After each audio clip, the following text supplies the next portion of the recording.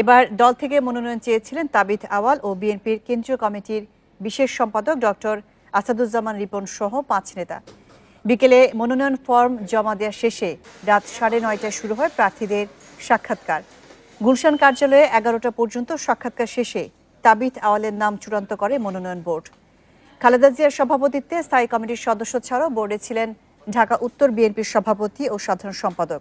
উত্তর ঢাকায় গত নির্বাচনেও বিএনপির প্রার্থী হিসেবে অংশ নিয়েছিলেন তাবিথ আওয়াল। পরে দলীয় সিদ্ধান্তে ভোট বর্জনের ঘোষণা দেন তিনি।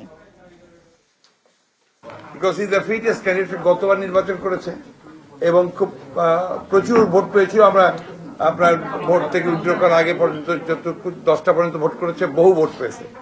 দ্বিতীয়ত হচ্ছে যে সে ইয়াং, তৃতীয়ত হচ্ছে যে সে বাইরে বহুদিন ছিল, পড়াশোনা করেছে, তার অভিজ্ঞতা কিছু হয়েছে।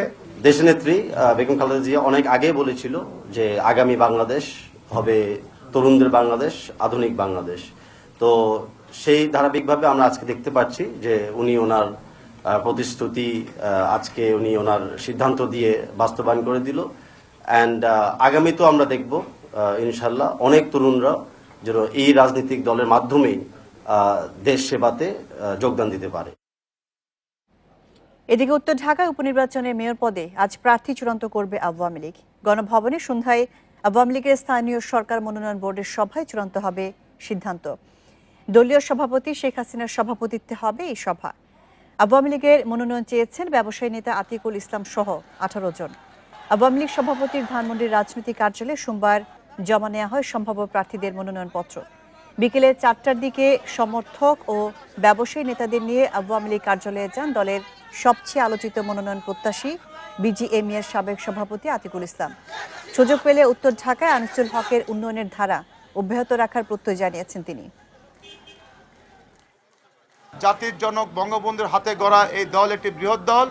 এই বৃহৎ দলের একটি নিয়ম আছে এবং সেই নিয়ম অনুযায়ী আগামীকাল সেই দল বসবেন এবং সেই দলের স্থানীয় সরকার মন্ত্রণালয়ের যে মনোনয়ন বোর্ডের আমাদের প্রধান মাননীয় প্রধানমন্ত্রী শেখ হাসিনা উনি বসবেন এবং আমার বিশ্বাস এবং আমার দৃঢ় প্রত্যয় আছে ইনশাল্লাহ আল্লাহর রহমতে আমি বাংলাদেশ আওয়ামী লীগ থেকে আমি মনোনয়ন পাবো ইনশাল্লাহ, সেই আশা আমি রাখি শতভাগ।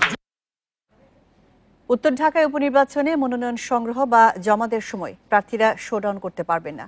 আচরণবিধি অনুযায়ী সর্বোচ্চ 5 জন সমর্থককে সঙ্গে নেওয়া যাবে বলে জানিয়েছেন রিটার্নিং কর্মকর্তা মোহাম্মদ আবুল কাশেম। নির্বাচনকালীন সরকার নিয়ে বিএনপি দ্বিধাগ্রস্ত বলে মন্তব্য করেছেন আওয়ামী লীগের সাধারণ সম্পাদক ওবায়দুল কাদের। সোমবার বিকেলে রাজধানীর বঙ্গবন্ধু অ্যাভিনিউয়ে শীতবস্ত্র বিতরণকালে তিনি কথা বলেন। ওবায়দুল কাদের বলেন, সংবিধান অনুযায়ী আগামী নির্বাচন অনুষ্ঠিত হবে এবং নির্বাচন কমিশন সব দায়িত্ব পালন করবে। জাতীয় নির্বাচনে বিএনপি কোন ধরনের সরকার চায় তা স্পষ্ট এবং রূপরেখা দেওয়ার আহ্বান জানান ওবায়দুল কাদের।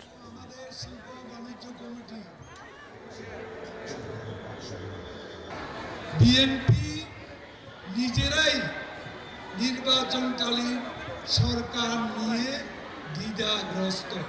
আমি বিএনপিকে বলবো, পরিষ্কার করে বলুন তত্ত্বাবধায়ক চান, নির্দলীয় চান না সহায়ক সরকার চান। সেই সরকারের রূপরেখাটা কি জাতি আপনাদের কাছে জানতে চায়। এর আগে ঢাকা উত্তর সিটি কর্পোরেশনে মেয়র পদে উপনির্বাচনে বিএনপির হয়ে মনোনয়ন পাওয়ার আশায় মনোনয়নপত্র জমা দেন 5 সম্ভাব্য প্রার্থী। এদের মধ্যে সোমবার বেলা 11টায় নয়াপল্টনে বিএনপি কার্যালয়ে এসে দলের সিনিয়র যুগ্ম মহাসচিব রুহুল কবির রিজভীর কাছে মনোনয়নপত্র তুলে দেন তাবিথ আওয়াল। এরপর আসেন সহ প্রকাশনা ও প্রচার সম্পাদক শাকিল ওয়াহেদ, অবসরপ্রাপ্ত মেজর আখতারুজ্জামান, বিশেষ সম্পাদক আসাদুজ্জামান রিপন। সবশেষে ঢাকা মহানগর উত্তর বিএনপির সভাপতি এম এ কায়ুমের পক্ষে মনোনয়ন ফর্ম জমা দেন। এ সময় ঢাকা উত্তর সিটি নির্বাচন সুষ্ঠু করার লক্ষ্যে নির্বাচনের সময় সেনা মোতায়েনেরও দাবি জানান রিজভী।